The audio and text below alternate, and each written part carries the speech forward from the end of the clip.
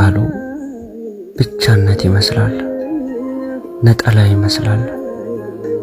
የሆነ ቦታ ላይ ከሆነ ባዶነት ጋር መዳበል፣ ምንምነትን ለብሶ ከምንም መከለል።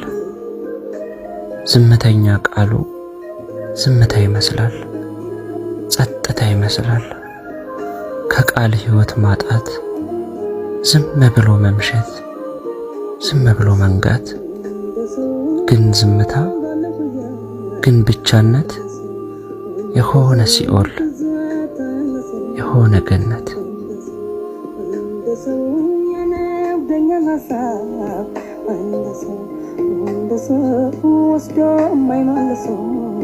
ወስዶ